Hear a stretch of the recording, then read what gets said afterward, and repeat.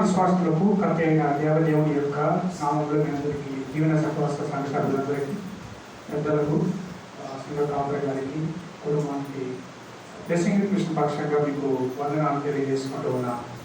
ప్రభు నాకు ఇచ్చినటువంటి ఈ యొక్క మంచి సమయాన్ని బట్టి నేను ఆయన స్తుతిస్తూ ఉన్నాను. ఈరోజు మీతో పాటు ఈ ఆరాధనలో ఉండటానికి ప్రభు నాకు ఇచ్చిన భాగ్యం కొరకు, అలాగే మీతో పాటు ఆయన వాక్యాన్ని కలిసి నేర్చుకోవడానికి ప్రభు నాకు ఇచ్చిన తరుణాన్ని బట్టి నేను స్తుతిస్తూ ఉన్నాను. ఇలా మనం ఒక్కొక్క సంఘాన్ని, ఆ సంఘము నుంచి మనం నేర్చుకోవాల్సినటువంటి లక్షణాలు బైబిల్లో అపోస్తలుడైన పౌలు ఆయా సంఘాలకు రాసిన పత్రికల నుంచి, ఆ సంఘాలలో పౌలు రాసినటువంటి విషయాల నుండి, ఆ సంఘము నుంచి మనం నేర్చుకోవాల్సిన పాఠాలు మనం గత వారాల్లో చూస్తూ వచ్చాం. పోయిన వారు కూడా దశలోనికలకు రాసిన మొదటి పత్రిక నుండి దశలోనికల పత్రిక ఎలా మాదిరి సంఘంగా ఉంది అని పౌలు మెచ్చుకున్నాడు, అభినందించాడు. అనేక మందికి ఈ సంఘం ఒక మాదిరి సంఘంగా ఆయన చూపించాడు అనే విషయాల్లో మనం కొన్ని విషయాలు చూసాం. మొట్టమొదటిగా ఆ సంఘము ఉత్సాహంగా పనిచేసే సంఘము అనే విషయాన్ని చూసాం కదా. పౌలు ఎందుకు దేవుణ్ణి స్తుతించాడు, ఎందుకు కృతజ్ఞతలు దేవునికి చెల్లించాడు అంటే, మొట్టమొదటిగా వారి యొక్క బలమైన స్థిరమైన విశ్వాసాన్ని బట్టి. వాళ్ళు శ్రమల్లో కూడా కదిలిపోలేదు. వారు గొప్ప ఉపద్రవమందు దేవుని యొక్క వాక్యాన్ని అంగీకరించారు. వారు అందుకని పౌలు అంటాడు, వారి విశ్వాసాన్ని ఎలా ఉన్నారో, స్థిరంగా ఉన్నారో లేదో చూడటానికి ఆయన పరిచారకుడైనటువంటి దేవుని దాసుడైన తిమోతిని పంపించినప్పుడు ఆయన వచ్చి మంచి రిపోర్ట్ ఇచ్చాడు. అప్పుడు ఆయన అంటాడు, ఇదిగో మీరు స్థిరంగా విశ్వాసం ఉన్నట్లయితే మేము బ్రతికినట్టే. అంటే మేము చేసిన సేవకు ఒక అర్థం ఉంది, దానికి ఒక ప్రతిఫలం మేము పొందబోతున్నాం అన్న ఆనందాన్ని ఆయన వ్యక్తం చేయడం మనం గమనించవచ్చు. రెండవదిగా వారి యొక్క విశ్వాసంతో కూడిన పని బట్టి ఆయన కృతజ్ఞతలు చెల్లించారు. కానీ వారు ప్రేమతో ప్రయాసపడ్డారు, ప్రేమతో వారు కార్యాలు చేశారు. కనుక అది ఉత్సాహంగా పనిచేసే సంఘము అనే విషయాన్ని మనం చూసాం. కాబట్టి మనం కూడా ఉత్సాహాన్ని ఎన్నడూ విడిచిపెట్టకూడదు, ఎందుకంటే దానికి గొప్ప ప్రతిఫలం ఉంటుంది అని ఎబ్రీ గ్రంథకర్త మనల్ని ప్రోత్సహిస్తున్నాడు. కనుక ఉత్సాహము అది పొగమట్టుకు కొనసాగాలి. ఈ ఒకరోజు ఉత్సాహం కూడి మరొక రోజు నీరు గడిపోవటం కాదు, కానీ దేవుని యొక్క సేవలో, దేవుని యొక్క పిల్లలుగా మనం ఎల్లప్పుడూ ఉత్సాహంతో మనము ముందుకు కొనసాగాలి, ప్రేమతో మన కార్యాలన్నీ చేయాలి అని మనం నేర్చుకున్నాం. తర్వాత అది ఒక ఎన్నికైన సంఘంగా అపోస్తలుడైన పౌలు వారికి జ్ఞాపకం చేశారు. మీరు ఏర్పరచబడిన సంగతి అన్న మాటను మనం గమనించాం కదా. 4వ వచనంలో ఆ మాట మనకు కనిపిస్తుంది, ఎలాగ దేవుని వలన ప్రేమింపబడిన సహోదరులారా మీరు ఏర్పరచబడిన సంగతి అన్నారు. అంటే ఇది ఒక ఎన్నికైన సంఘం. ఎవరు ఏర్పరచుకున్నారు అంటే దేవుడే ఏర్పరచుకున్నాడు. దాంట్లో ఎంపిక, రక్షణ విషయంలో ఎంపిక అనేది అది వ్యక్తిగతము, అదేవిధంగా సామూహిక సమాజంగా కూడా ఎన్నుకోవాల్సిన విషయం అని చెప్పాం. చూసారా, గమనించండి. మనం రక్షణ విషయంలో దేవుడు ముందుగా నిర్ణయించాడు. ముందు నిర్ణయం ఉంటుంది, అలాగే మనిషి నిర్ణయం కూడా ఉంటుంది. అంటే ఎంపిక అనేది దేవుడు మనల్ని ఎంచుకున్నాడు, అలాగే మనము కూడా ఆయన ఎన్నుకోవాలి అనే విషయాన్ని మనం గమనించాం. ఇది ఒక నాణ్యానికి ఉన్నటువంటి రెండు వైపులు అనే విషయాలు కూడా జ్ఞాపకం చేసుకున్నాం. కనుక దేవునికి అదే మనిషి నిర్ణయానికి సఖ్యత ఎలా దొరుకుతుంది అని చార్లెస్ హెడెన్ స్పర్జన్ అడిగినప్పుడు ఆయన అన్నాడు, ఇద్దరు స్నేహితుల మధ్య సఖ్యత కుదించాల్సిన అవసరం ఏముంది అంటూ ఆయన ఎన్నో ప్రశ్న వేశారు. కాబట్టి ఇది అర్థం కాక అనేకసార్లు మనం ఎన్నో సిద్ధాంత విభేదాలు కలిగి సమాజంలో గలిబిలి సృష్టిస్తూ ఉంటారు కొంతమంది. కనుక మన రక్షణ విషయంలో తండ్రి, కుమారుడు, పరిశుద్ధాత్ముడు ప్రముఖ పాత్ర పోషిస్తున్నారు అనే విషయం కూడా మనం జ్ఞాపకం చేసుకున్నాం. తండ్రి జగత్ పునాది వేయబడుతుంటే ఆయన క్రీస్తులో మనల్ని ఏర్పాటు చేసుకున్నాడు. తర్వాత కుమారుడు సిలువ వద్ద ఆయన మనం రక్షణ పొందాం. ఆ తర్వాత ఎప్పుడైతే మనము యేసు ప్రభువుని ప్రభువుగా మనం గొప్ప రక్షకుడుగా అంగీకరిస్తామో ఆ మరుక్షణంలోనే పరిశుద్ధాత్మ మనకు ఆ ఉపదేశం కలిగించిన వెంటనే మనం రక్షణ పొందుతాం. కాబట్టి పరిశుద్ధాత్మ దేవుడే మనల్ని పాపమును గురించి, నీతిని గురించి, అలాగే తీర్పును గురించి లోకానికి ఉపయోగపడేస్తాడు అని యేసు ప్రభువు చెప్పారు. కనుక మన రక్షణ విషయంలో క్రియాక దేవుని పాత్ర ఉన్నది అనే విషయాన్ని మనం అందరూ కూడా మర్చిపోకూడదు. మూడవదిగా ఇది ఒక ఆదర్శ సంఘం అనే విషయాన్ని ఈరోజు మనం చూడబోతూ ఉన్నాం. దయచేసి మీ అందరూ కూడా పరిశుద్ధ గ్రంథాలు తెరచి అపోస్తలుడైన పౌలు తెస్సలోనికీయులకు రాసిన మొదటి పత్రిక 1వ అధ్యాయము తెరచి ఉంచాలని ప్రభు పేరిట మీకు మనవి చేస్తూ ఉన్నాను. పేజీ నంబర్ క్రొత్త నిబంధనలో 185వ పేజీ. క్రొత్త నిబంధనలో 185వ పేజీ. అపోస్తలుడైన పౌలు తెస్సలోనికీయులకు రాసిన మొదటి పత్రిక 1వ అధ్యాయము లో ఉన్న విషయాలు మనం చూడబోతున్నాం. దయచేసి ప్రార్థన చేసుకుందాం. మమ్మల్ని మిక్కిలిగా ప్రేమించిన మా దేవానికి వందనాలు. మరొకసారి మాతో మాట్లాడండి. ఆయన మీ స్వరం మాకు వచ్చి వినిపింపజేయండి. తండ్రి మిమ్మల్ని అప్పగించుకుంటున్నాం. మీ యొక్క అధ్యక్షతకు మేము ప్రభువా లోబడుతున్నాం. యేసునామములో అడుగుతున్నాం తండ్రి. ఆమేన్. ఇప్పుడు 7వ వచనం మీకోసం నేను చదువుతున్నాను.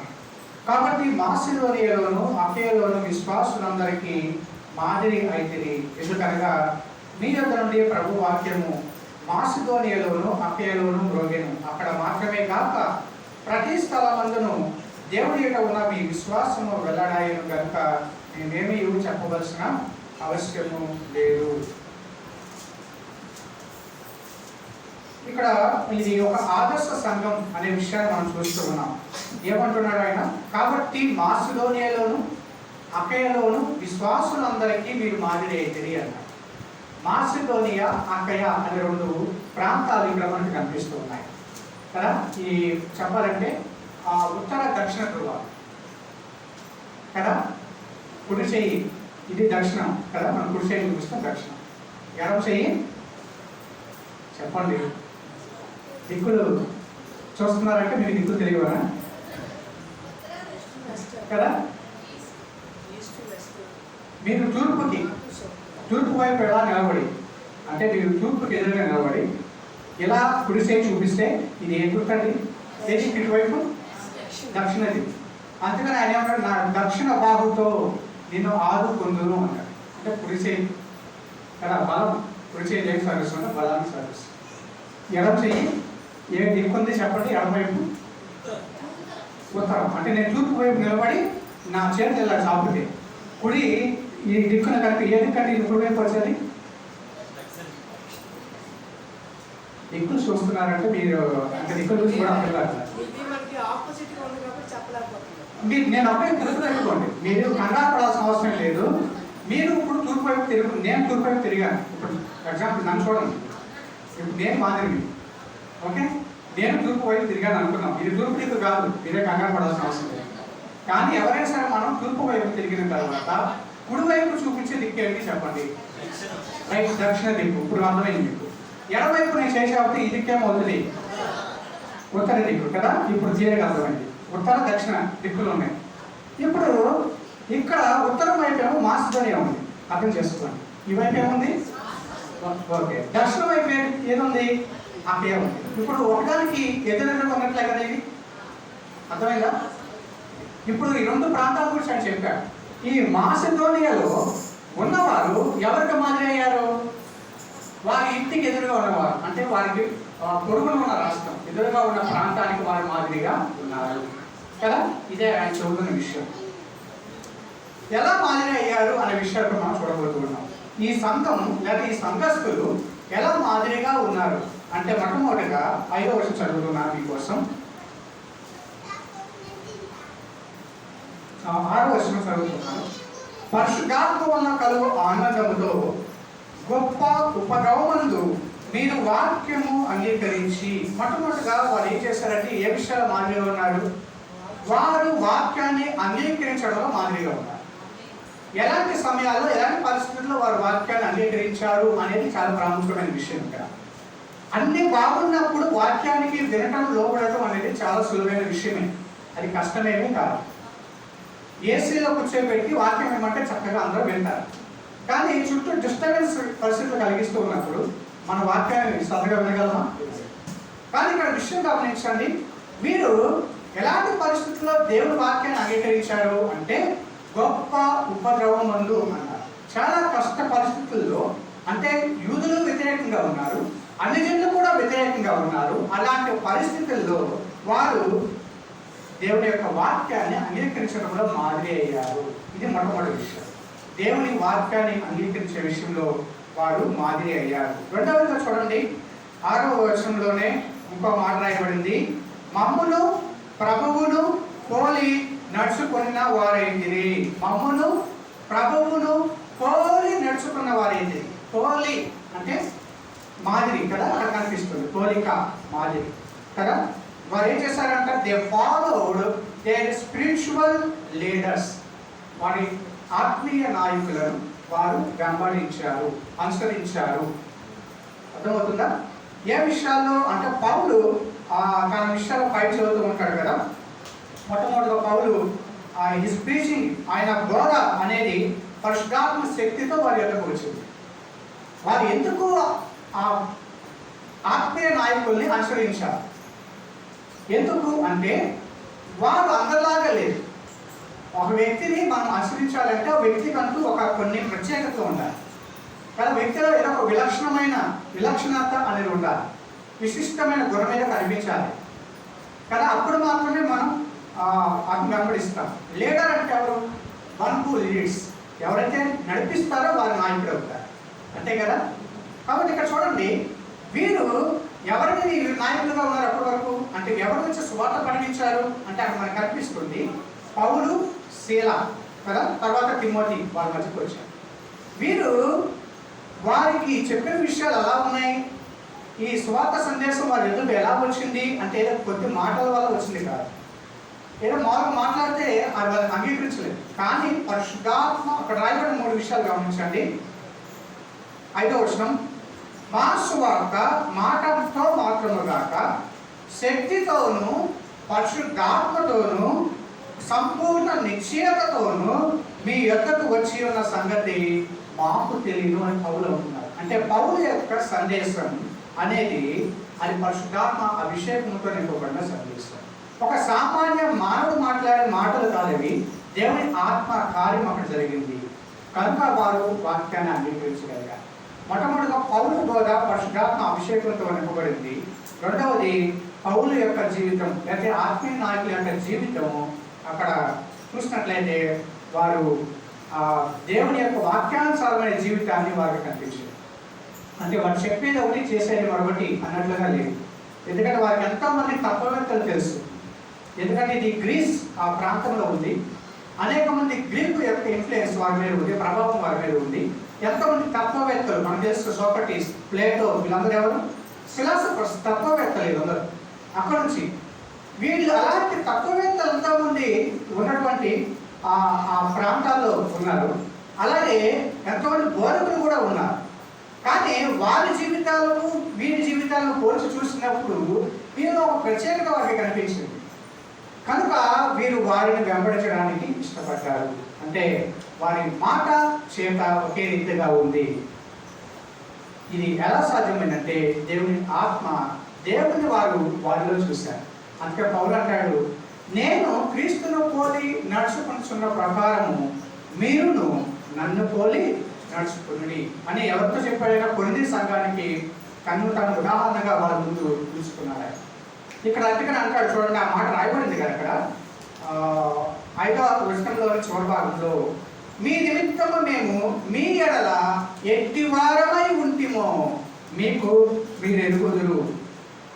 మేము మీ మధ్య ఎలా ఉన్నామో మీకు తెలుసు అంటున్నారు. ఎలా ఉన్నాం అంటే 2వ అధ్యాయం 1 నుంచి 12 వచనాలు చదివితే అక్కడ పౌలు తన సహచరుడు ఎలా ఉన్నారు అన్నట్లుగా అక్కడ మనకు అనిపిస్తుంది. చూడండి 2వ అధ్యాయం 3వ వచనంలో ఆయన అంటాడు, మీరు ఎరిగినట్టే అది మీకు తెలిసే విషయం ఏకది, మేము ఫిలిప్పీలో ముందు శ్రమపడి అవమానం పొంది ఎంతో పోరాటముతో దేవుని సువార్తను మీకు బోధించుటకై మన దేవుని యందు ధైర్యం తెచ్చుకుంటామని మీకు తెలియను. చూసారా, వాళ్ళకి తెలుసు, అంతా తెలుసు. వాళ్ళు ఈ సువార్త ప్రకటించడానికి ఎంత కష్టపడ్డారు కదా. వాళ్ళు అంత గొప్ప ఉపద్రవం ముందు వాక్యాన్ని అంగీకరించడానికి కారణం ఏంటంటే వీరు ఫిలిప్పీ పట్టణంలో ఉన్నప్పుడు చెరసాల్లో వేసినప్పుడు కూడా వీరు ఏం చేశారు, అర్ధరాత్రి సమయంలో పాటలు పాడుతూ ఉన్నప్పుడు భూకంపం వచ్చి వారి చేతిలో ఉన్నటువంటి సంఖ్యలు తెగిపోయి ఊడిపోయాయి కదా. కాళ్ళ బొండాలు కూడా, బిగించిన బొండాలు కూడా ఊడిపోయాయి. ఒక్కసారిగా ఖైదీలందరూ కూడా పారిపోకుండా అందరూ కూడా అక్కడ ఉండటం చూసి తర్వాత అప్పుడైతే చెరసాల నాయకుడు అతని కుటుంబము ఆ రాత్రికాల సమయంలోనే నష్టపోయారు. ఫిలిప్పీ పట్టణంలో జరిగింది వారికి తెలుసు, ఎంత పోరాటం వారు అనుభవించాలో తెలుసు. ఎందుకంటే క్రీస్తు నామ నిమిత్తం వారు చెరసాలకు వెళ్ళాల్సి వచ్చింది, దెబ్బలు తినాల్సి వచ్చింది. అయినా కూడా ఎవరు అసత్యం కోసం ఎవరు నిలబడతారండి? ఒక అబద్ధం కోసం ఎవరు నిలబడతారండి? అది నిజమా అబద్ధమా అనేది ఎప్పుడు తెలుస్తుందంటే వారు నిజంగా శ్రమ గుండా వెళ్ళినప్పుడు మాత్రమే అర్థమవుతుంది. అసత్యం కోసం ఎవరు నిలబడరు, అబద్ధం కోసం ఎవరు నిలబడరు.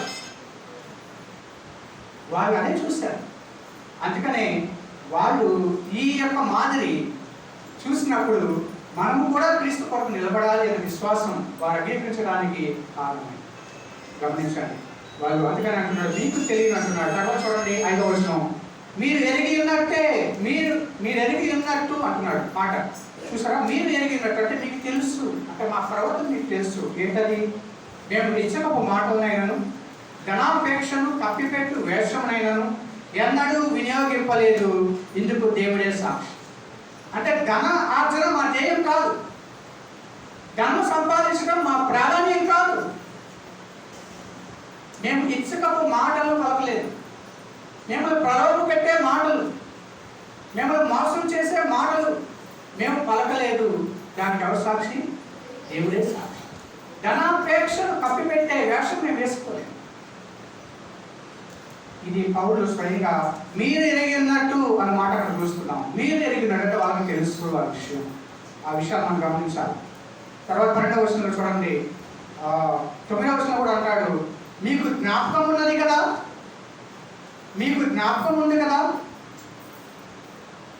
అంటే మీకు తెలుసు కదా, ఈ విషయం గుర్తుంది కదా. ఏంటది?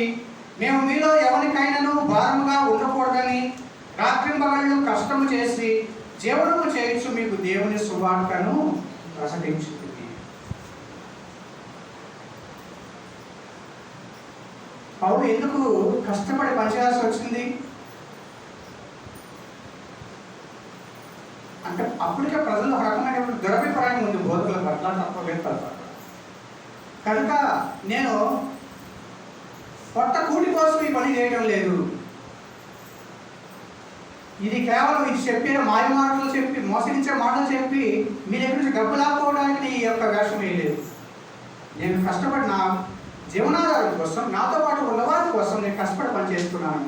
అదే సమయంలో మీకు ప్రయోజనకరమైన దాన్ని దాచుకోకుండా నేను బహిరంగంగా ప్రకటిస్తున్నాను అని ఒక మాదిరిని వారి ముందు ఆలోచించారు. అందుకని ఇక్కడ 12వ వచనంలో చూసినట్లయితే, మిమ్మల్ని పిలుచుతున్న తన రాజ్యమునకు మహిమకు మిమ్మల్ని పిలుచుతున్న దేవునికి తగినట్టుగా మీరు నడుచుకోవాలని నేను మీలో ప్రతి వారిని హెచ్చరించుచు, ధైర్యపరచుచు, సాక్ష్యం ఇచ్చుచు, తండ్రి తన బిడ్డల ఎడల నడుచుకుని రీతిగా మీలో ప్రతి వారి ఎడల మేము నడుచుకుంటామని మీకు తెలియను. అనలైజ్ చేసుకోవడం ఆ వర్డ్స్, మీకు తెలియను అంటే మీరు అన్నీ కూడా వాళ్ళకి. పౌలు దేవుని సేవకులైనటువంటి పౌలు, శీల, తిమోతి ఎలా నడుచుకున్నారో, వాళ్ళ మధ్య ఎలా ప్రవర్తించారో, వారి జీవితాన్ని వారి కళ్ళ ముందే చూశారు. కనుక వారి మాదిరిని వారు అనుసరించడానికి ఇష్టపడ్డారు. అందుకని పౌలు ఖచ్చితంగా రాసుకుని వస్తున్నాడు, మీరు మమ్మను ప్రభువును పోలి నడుచుకున్న వారైతే. హల్లెలూయా. ఒక సేవకుని ఎంతవరకు వెంబడించవచ్చు, ఒక బోధకుని ఎంతవరకు అనుసరించవచ్చు అంటే వారి జీవితం ప్రభువు యొక్క జీవితంతో పోలి ఉన్నప్పుడు మాత్రమే అనుసరించాలి. పౌలు అదే అంటాడు, నేను ప్రభువును పోలి నడుచుకొనిచున్నాడు,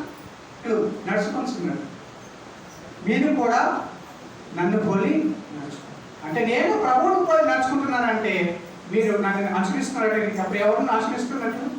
ప్రభువుని అనుసరిస్తున్నట్టు. పౌలు అదే మాట మాట్లాడుతున్నారు. కనుక అంటాడు, మీరు మమ్మును ప్రభువును పోలి నడుచుకున్న వారి.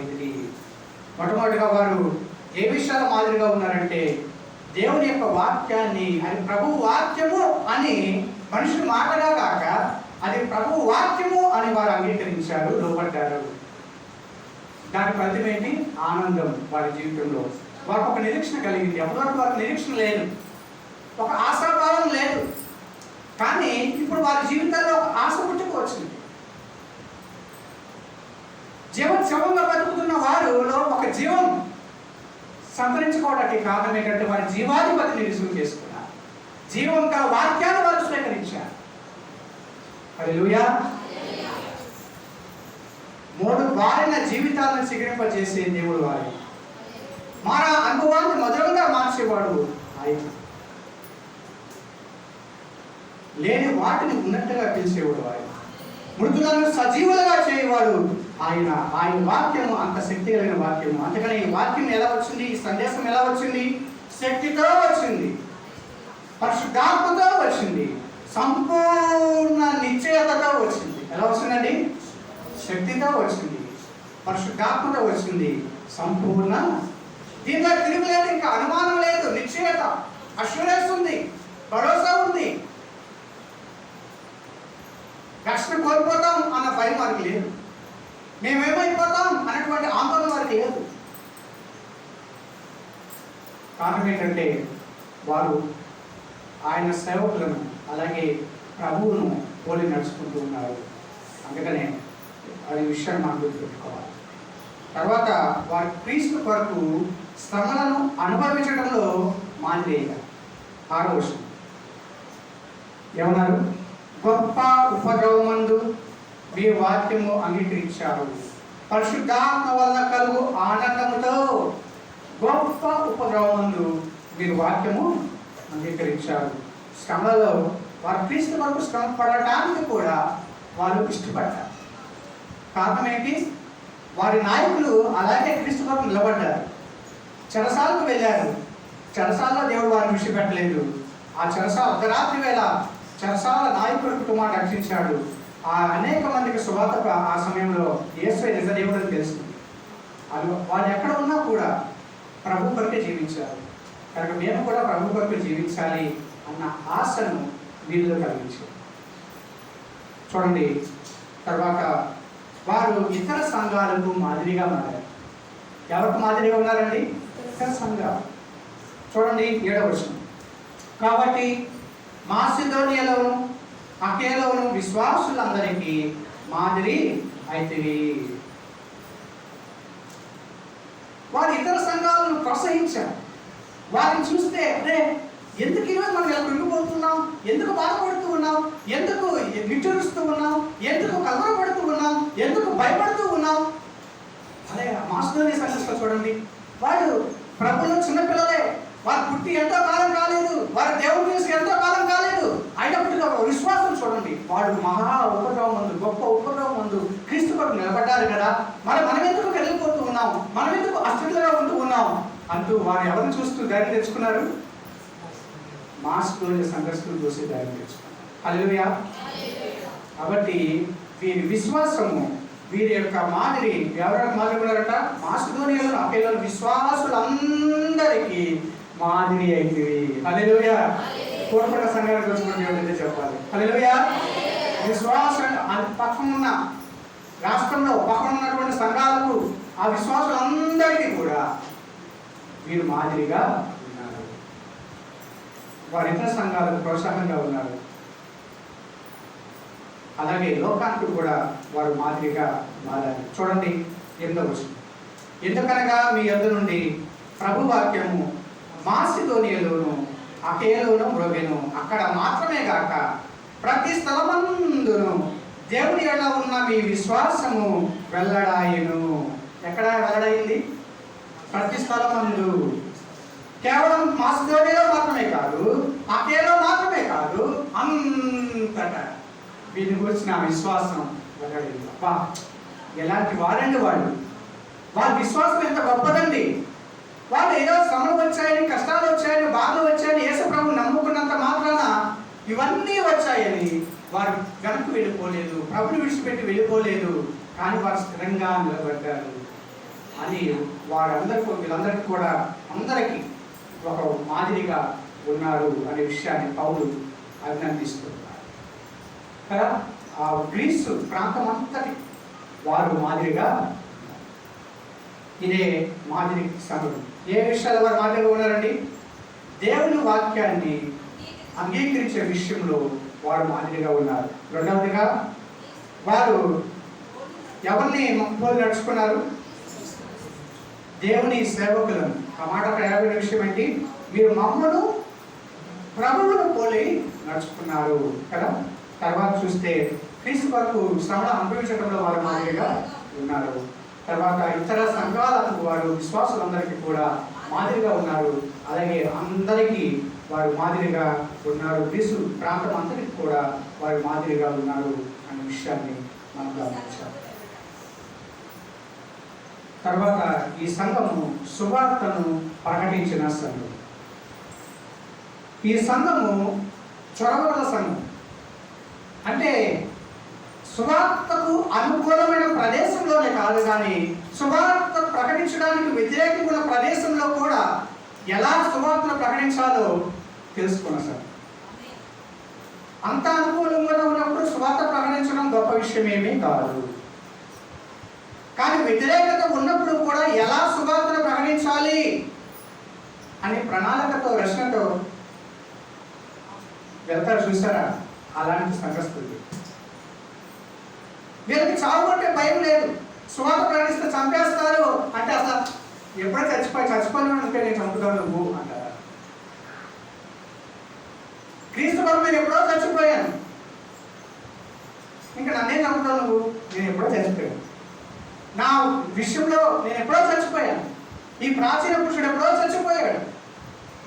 జీవించినది నేను కాదు, ఇక మేము జీవించినది క్రీస్తే నా యొక్క జీవిస్తున్నాను. క్రీస్తుని నువ్వే చంపుతావు? ఆల్రెడీ ఒకసారి చంపాడు, సిలువ వేశాడు, ఆయన మళ్ళా తిరిగి లేచాడు, ఆయన మళ్ళా రాబోతూ ఉన్నాడు తీసుకెళ్ళడానికి. నువ్వు చంపడానికి ఏం లేదు. అంత ధైర్యం, అంత తెగింపు. తెగించిన ఎవరైనా ఏం చేయగలుగుతారు? ఏం చేయలేదు.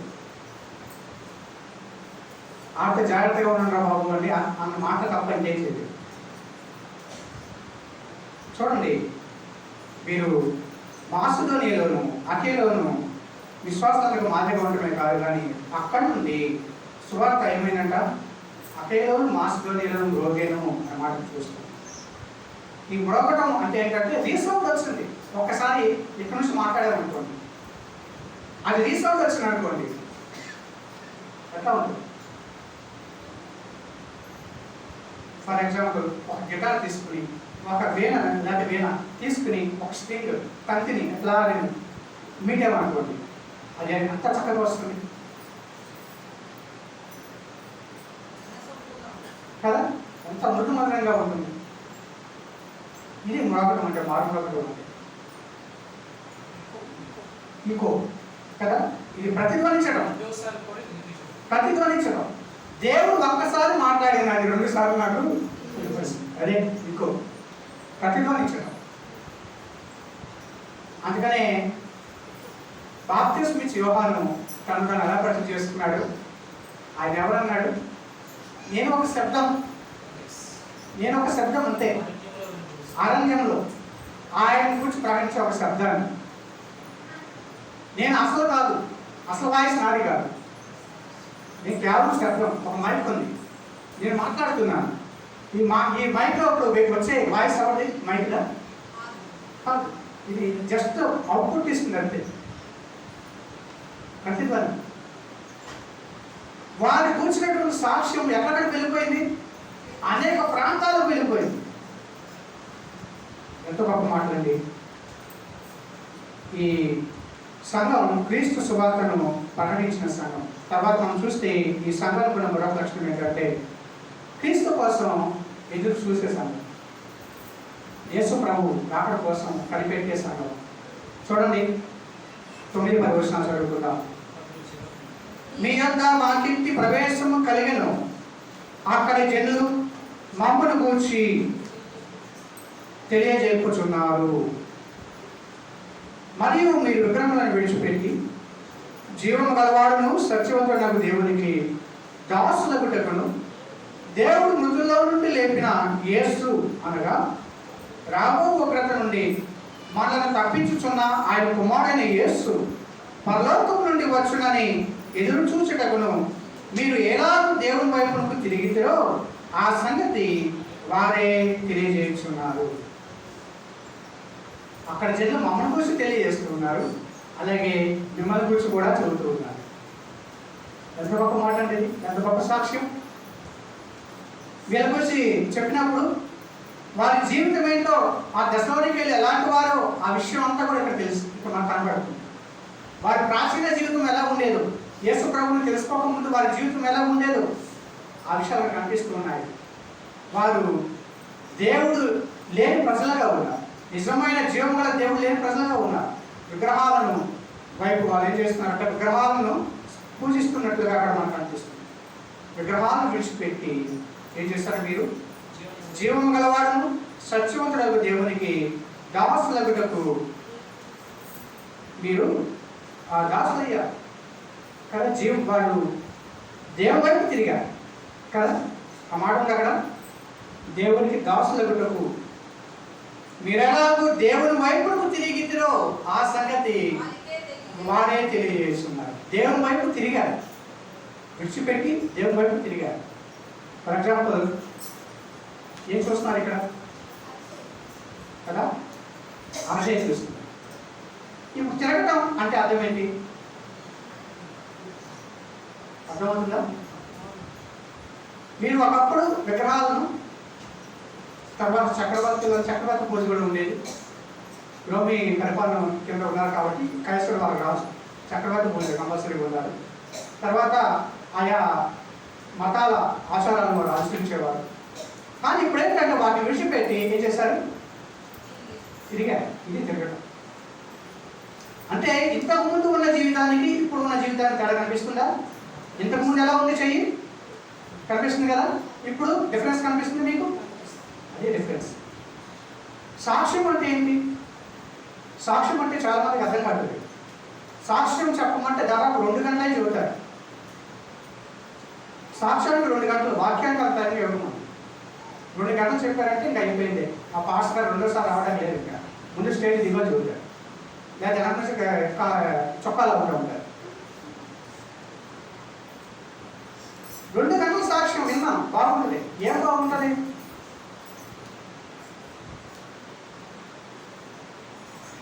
సాక్ష్యం అంటే అసలు ఏం తెలుస్తాం మనకి? సాక్ష్యం అంటే మనం యేసు ప్రభువుని తెలుసుకోకుండా చేసిన ఏ క్రియలన్నీ ఆ యొక్క చట్ట పనులను చెప్పడం అనుకుంటున్నారా? నేను అప్పుడు అలా జీవించేవాడిని, ఎలా జీవించేవాడిని అంటే ఎలా చేసేవాడిని, ఆ దొంగతనం ఎలా చేశానో తెలుసా మీకు?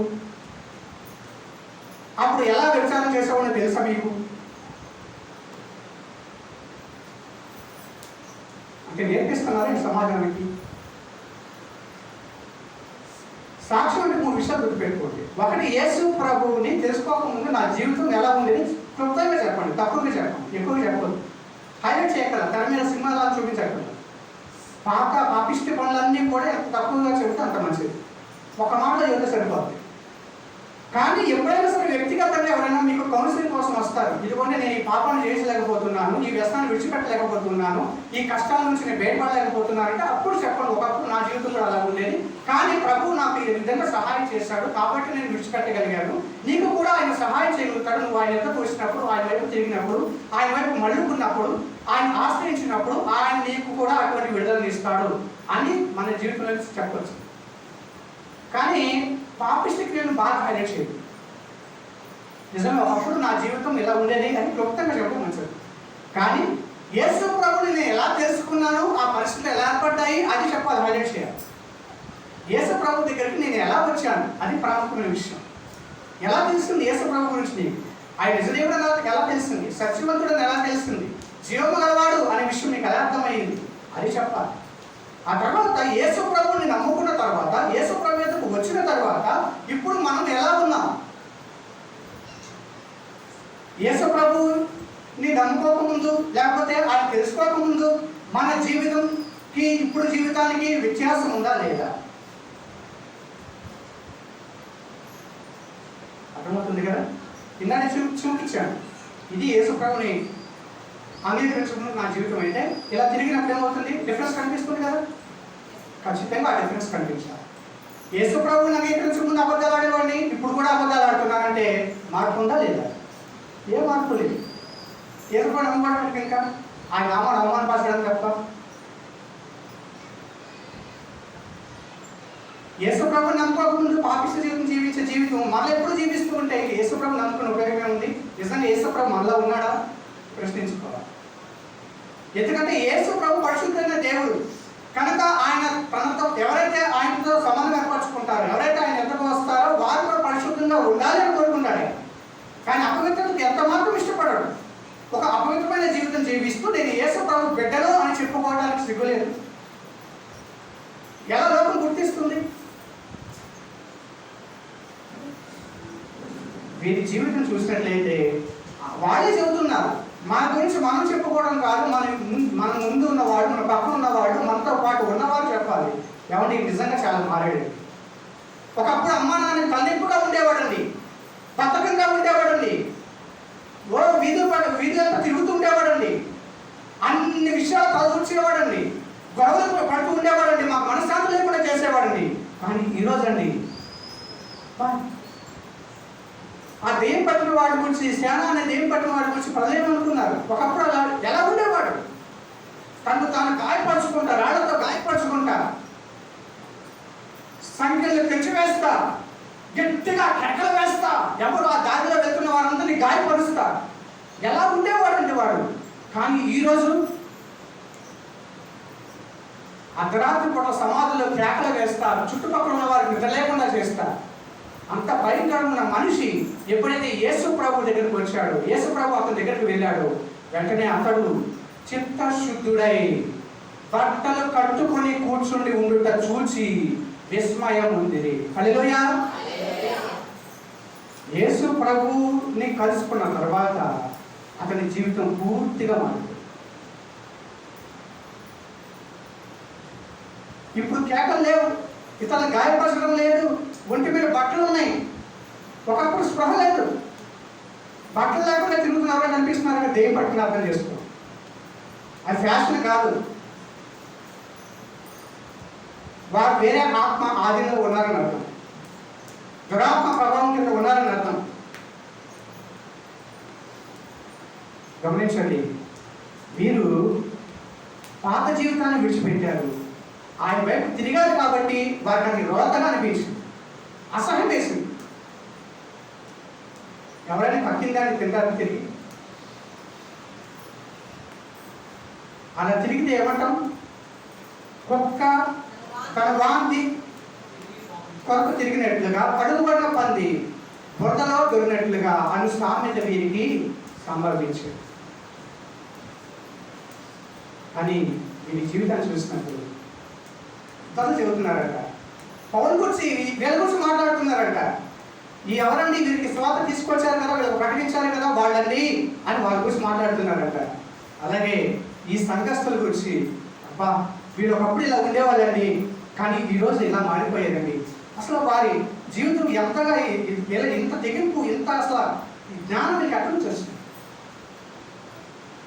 ఆ రోజు ఆనాటి యోధా మత పెద్దలు ప్రజలు ఏమనుకున్నారు? అపోస్తలుడైన పేతురు, యోహాను చూసి వారి ధైర్యాన్ని చూసినప్పుడు వీరు విచ్చలేని పామరులు కదా, వీరికి ఇంత జ్ఞానం ఎక్కడి నుంచి వచ్చింది, పాండిత్యం ఎక్కడి నుంచి వచ్చింది? హల్లెలూయా. అదే డిఫరెన్స్. మరి మన సాక్ష్యం అలా ఉందా? అది ప్రజలు కావాల్సింది. అప్పుడు మనం చెప్పడం కాదు, వాళ్ళే మనకు చెబుతారు. ఒకప్పుడు అండి అలా జీవించేవాడండి. పౌలు గురించి పౌలు తన గురించి ఏం చెప్పాడు?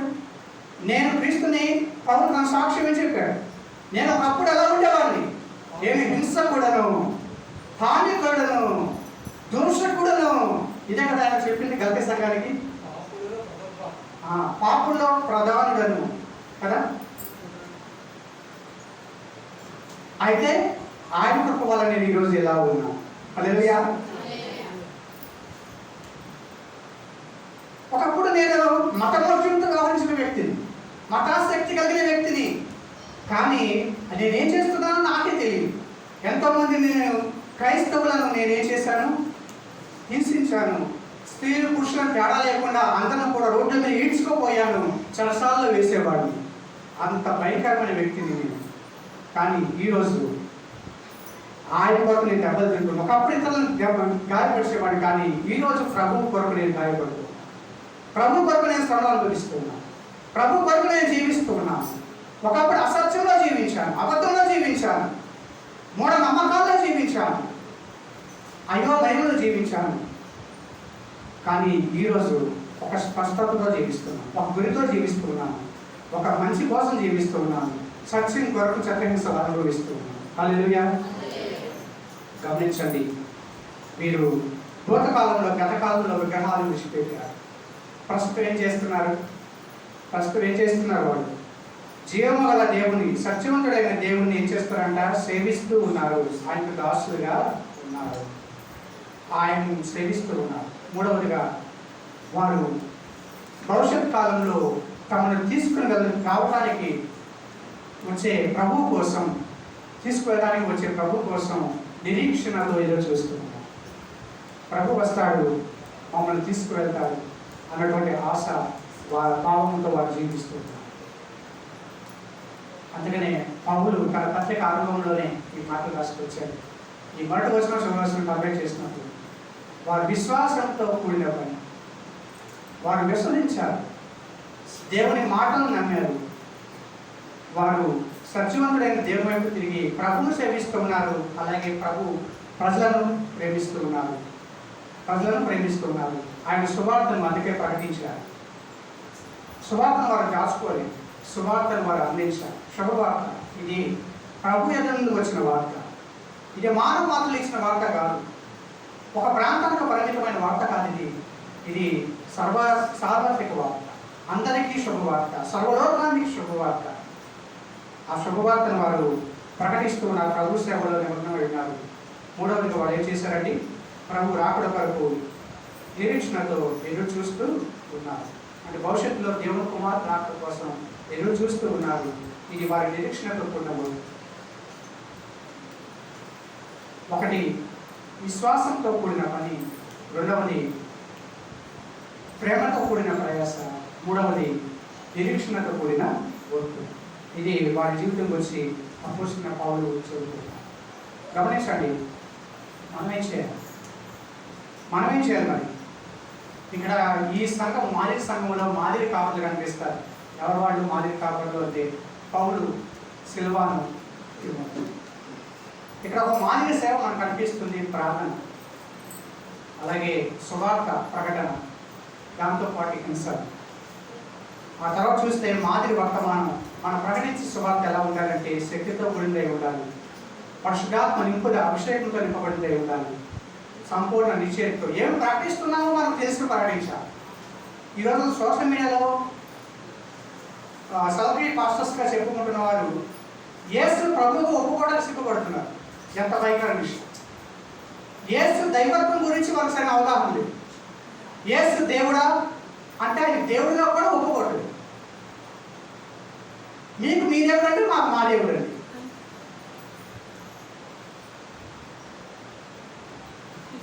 గమనిస్తున్నారా? నిశ్చయం ఉందా? యేసు దేవుడు అనడానికి ఆయనలో నిశ్చయం ఉందా? నిశ్చయం ఉంటే ఎలా చూద్దాం సమాధానం? అందుకే పేతురు ఏమన్నాడు? మీలో ఉన్న నిరీక్షణ గురించి మిమ్మల్ని హేతు అడుగు ఆడికి సమాధానం ఇవ్వడానికి ఎల్లప్పుడూ సిద్ధంగా ఉండండి. ఒక విశ్వాసిగా, ఒక క్రైస్తవుడిగా మొట్టమొదటి నేర్చుకోవాల్సిన విషయం ఏంటంటే యేసుక్రీస్తు దైవత్వం విషయం. యేసు దేవుడా అయితే ఎలా దేవుడు అవుతాడు? ఆ విషయంలో బైబిల్లో ఎక్కడ రాయబడింది? యేసు ప్రభు తన దేవుడిని అని చెప్పుకున్నాడా? చెబితే ఎక్కడ చెప్పుకున్నాడు? ఈ విషయాలన్నీ కూడా ముందు మనకి ఎంత ఉంచున్నారు. గమనించండి, ఇది సువార్త ఒక నిశ్చయంతో వారు ప్రకటించారు, వర్తమానం. అది తర్వాత వారు స్పందన మనం చూస్తే వారు దేవుని యొక్క ఉగ్రత నుంచి తప్పించుకోవడం, న్యాయాధిపతిగా ఆయన లోకం మీద తీర్పు తీసుకోబోతూ ఉన్నాడు కనుక ఆ ఉగ్రత నుంచి తప్పించుకోవడానికి వారు దేవుని వైపు తిరిగారు. తర్వాత తమకు సమయం కొద్దిగా ఉంది, ప్రభు రావడానికి సమయం కొంచెమే ఉంది అని వారు తెలుసుకుని ప్రభు కొరకు ప్రయాసపడుతూ సువార్తను ప్రకటిస్తూ ఉన్నారు. ఆ తర్వాత వారు చివరిగా ఆయన కొరకు, ఆయన వస్తాడు అన్న ఒక దృఢ నిశ్చయముతో, ఆయన కొరకు ఓపికతో, ఆయన రాకడ కొరకు వారు కనిపెట్టారు. ఇదే మనం చేయాల్సి.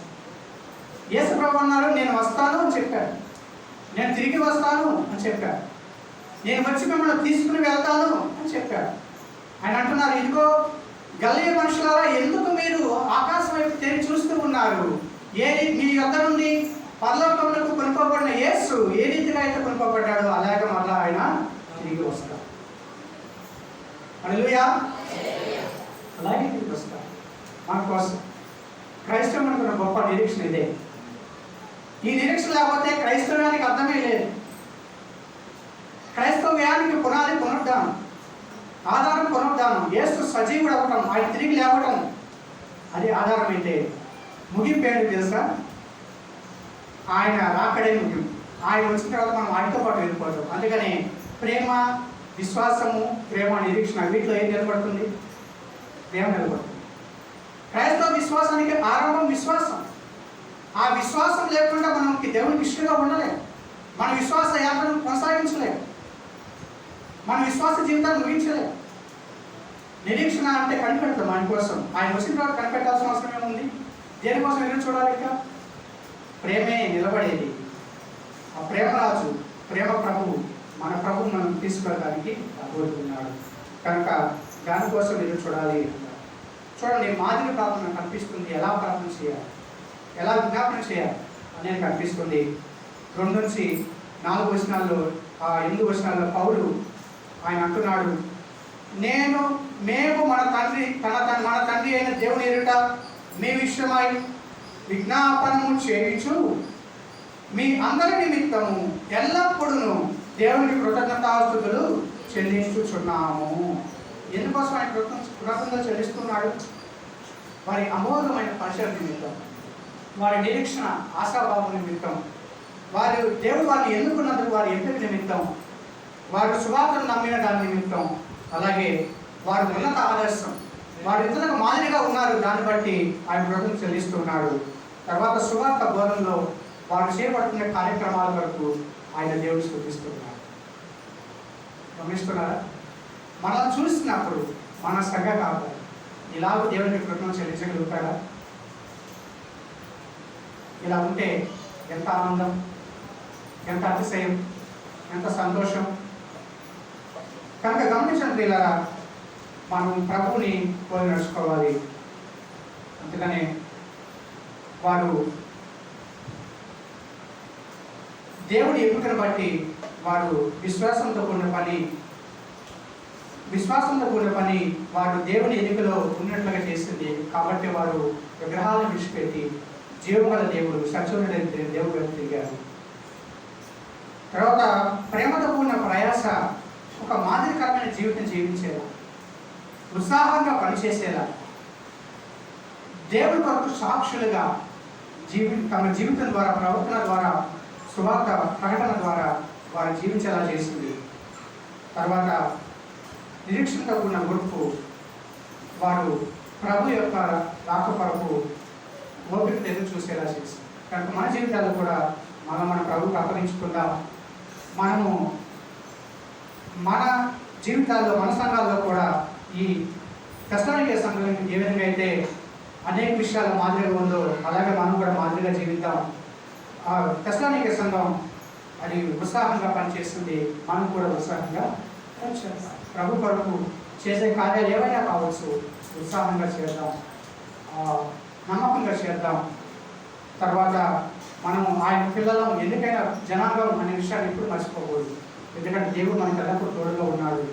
కాబట్టి ఆ యొక్క ఏర్పాటులో మనం ఉన్నాం అని ధైర్యంగా ముందుకు కొనసాగుతాం.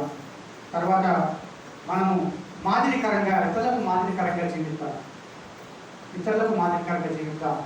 తద్వారా అనేక మంది ప్రభువును తీసుకున్నట్లుగా మనము సాక్షి జీవితం కలిగి ఉంటాం. ఆ తర్వాత మనము సువార్తను ప్రకటించేవారిగా, ఇతరులకు దేవుని ప్రేమను తెలియజేసేవారిగా జీవితాం. దేవుని రాకడ వరకు మనం సిద్ధపడి ఇతరులను సిద్ధపరిచేవారిగా మనం సిద్ధపరచుకుందాం. ఓపికతో ఆయన రాకడ వరకు మనం నిలబడదాం, ఎదురు చూద్దాం. దేవుడు అటువంటి కృప మనందరికీ దయచేయను గాక. ఆమేన్. ప్రార్థన చేసుకుందాం. ప్రేమ మా ప్రియ పద్ధతి